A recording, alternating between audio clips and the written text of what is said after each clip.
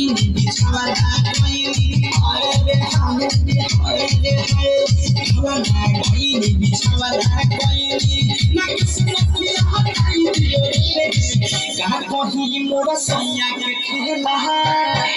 रात के नींद छेने सताई दियो रे रात के नींद छेने सताई दियो रे रात के नींद छेने सताई दियो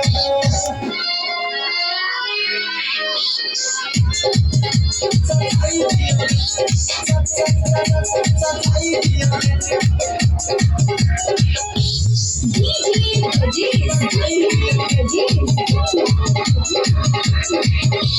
Subna hamar dhokne ka par दूसर बार संभाल से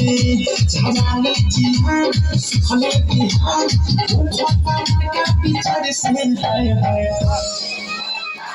मेरे माई सपना hamar dhokne ka par दूसर बार संभाल से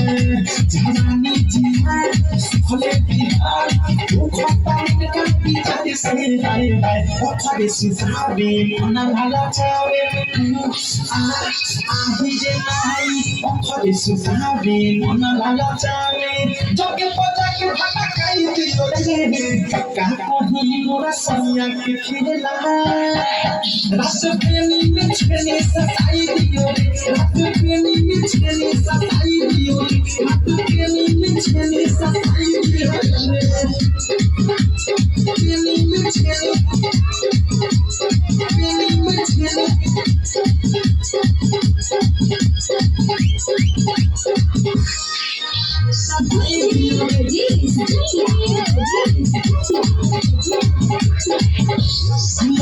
सजिया के भूख नीले ना दिले छोटे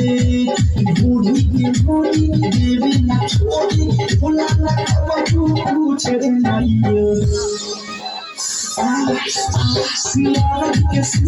सजिया के भूख नीले ना दिले छोटे बूढ़ी के मोरी देवी ना छोड़ी भोला ना बाबू पूछे नाइयो शादी खैनी कब ना खैनी हाय रे हाय रे हाय रे हाय शादी खैनी कब ना खैनी ओखे जति पापा बताई दियो रे का कही मोरा सैया के खेला रात पेनी में छेनी सताई दियो रे रात पेनी में छेनी सताई दियो रे रात पेनी में छेनी सताई दियो रे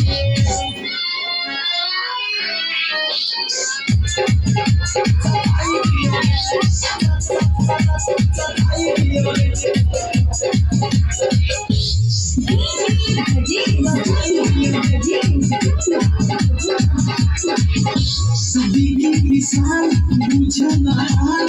और सबसे मिका कोई दीदी तेरा देखा रे तेरा